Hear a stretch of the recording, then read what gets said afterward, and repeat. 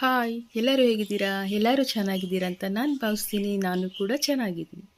ಇವತ್ತು ಸಿಂಪಲ್ ಆಗಿರುವಂಥ ಟೇಸ್ಟಿ ಆಗಿರುವ ಬರ್ಫಿನ ಯಾವ ರೀತಿ ಮಾಡೋದು ಅಂತ ನೋಡ್ಕೊಂಡು ಬರೋಣ. ಹಾಗೆ ಇನ್ನು ಯಾರ್ಯಾರು ನನ್ನ ಚಾನಲ್ನ ಸಬ್ಸ್ಕ್ರೈಬ್ ಮಾಡದೆ ನೋಡ್ತಾ ಇದ್ದೀರಾ, ಪ್ಲೀಸ್ ಸಬ್ಸ್ಕ್ರೈಬ್ ಮಾಡಿ.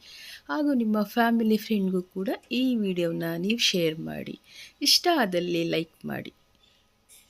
ಮೊದಲಿಗೆ ನಾನು 1 ಕಪ್ಪು ಕಡಲೆ ಹಿಟ್ಟು, 1 ಕಪ್ಪು ಸಕ್ಕರೆ, ಹಾಲು, ಸ್ವಲ್ಪ ಅಕ್ಕಿ ಹಿಟ್ಟು,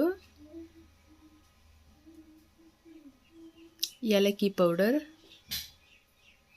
ಹಾಗೂ ತುಪ್ಪನ ತಗೊಂಡಿದ್ದೀನಿ. ಈಗ ಒಂದು ಬೌಲ್ನ ತಗೊಳ್ತೀನಿ. ಇದಕ್ಕೆ ಕಡಲೆ ಹಿಟ್ಟನ್ನು ಹಾಕ್ಕೊಳ್ತಾ ಇದ್ದೀನಿ. 2 ಸ್ಪೂನ್ ಅಕ್ಕಿ ಹಿಟ್ಟು ಕೂಡ ಹಾಕ್ಕೊಳ್ತಾ ಇದ್ದೀನಿ. ಇದನ್ನು ಚೆನ್ನಾಗೆಲ್ಲ ಮಿಕ್ಸ್ ಮಾಡ್ಕೊಳ್ಳೋಣ. ಇವಾಗ ಸ್ವಲ್ಪ ಸ್ವಲ್ಪ ಹಾಲನ್ನು ಹಾಕಿ ಮಿಕ್ಸ್ ಮಾಡಿಕೊಳ್ಬೇಕು.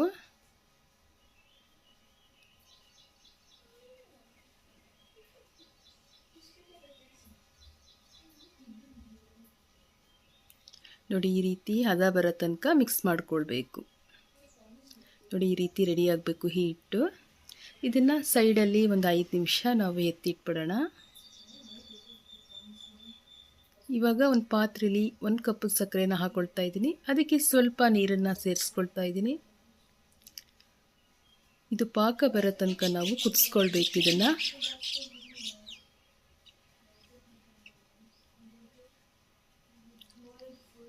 ನೋಡಿ, ಈ ರೀತಿ ಪಾಕ ಬರಬೇಕು. ಇವಾಗ ಇದು ರೆಡಿಯಾಗಿದೆ. ಸ್ಟವ್ ಮೇಲೆ ಒಂದು ಪಾತ್ರೆ ತಗೊಂಡಿದ್ದೀನಿ. ಅದಕ್ಕೆ ನಾನು ಇವಾಗ ತುಪ್ಪ ಹಾಕ್ಕೊಳ್ತಾ ಇದ್ದೀನಿ. ಈ ಮಿಶ್ರಣ ಮಾಡಿ ಇಟ್ಟಿರುವಂಥ ಹಿಟ್ಟನ್ನು ಅದ್ರ ಜೊತೆಗೆ ಹಾಕ್ಕೊಳ್ತಾ ಇದ್ದೀನಿ.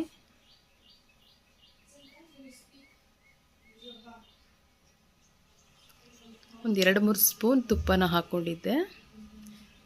ಹಿಟ್ಟನ್ನು ಹಾಕ್ಬಿಟ್ಟು ನೀಟಾಗಿ ಈ ರೀತಿ ಹಸಿ ಸ್ಮೆಲ್ ಹೋಗೋವರೆಗೂ ಫ್ರೈ ಮಾಡ್ಕೊಳ್ಬೇಕು.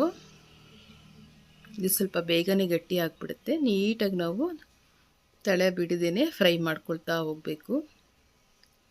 ಇವಾಗ ನಾನು ಸಕ್ಕರೆ ಪಾಕನ ಹಾಕ್ಕೊಳ್ತಾ ಇದ್ದೀನಿ. ಚೆನ್ನಾಗಿ ಮಿಕ್ಸ್ ಮಾಡ್ಕೊಳ್ಳೋಣ. ನೋಡಿ, ಇವಾಗ ಆಗಿದೆ ಇದು. ಕೊನೆಯಲ್ಲಿ ಏಲಕ್ಕಿ ಪೌಡರ್ನ ಹಾಕ್ಕೊಳ್ತಾ ಇದ್ದೀನಿ.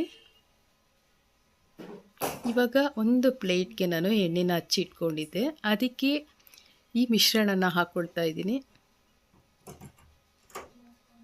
ನೋಡಿ, ಈ ರೀತಿ ರೆಡಿ ಮಾಡ್ಕೊಳ್ಬೇಕು.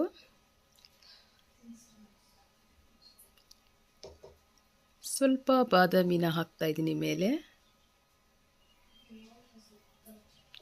ಇದು ಒಂದು 10 ನಿಮಿಷ ಆದಮೇಲೆ ಈ ರೀತಿ ಆರಿದ ಮೇಲೆ ನಾವು ಕಟ್ ಮಾಡ್ಕೊಳ್ಬೇಕು. ನಮ್ಗೆ ಯಾವ ರೀತಿ ಬೇಕು ಆ ಥರ ಕಟ್ ಮಾಡಿಕೊಡ್ರೆ ರುಚಿಕರವಾದ ಬರ್ಫಿ ರೆಡಿ ಆಗುತ್ತೆ.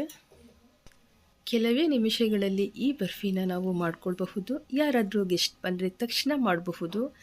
ಹಾಗೆ ನೀವು ಕೂಡ ನಿಮ್ಮ ಮನೇಲಿ ಒಂದು ಸಾರಿ ಟ್ರೈ ಮಾಡಿ ಹೇಗೆ ಬಂತು ಅಂತ ನನಗೆ ಕಾಮೆಂಟ್ ಮಾಡಿ. ಟೇಕ್ ಕೇರ್, ಬಾಯ್.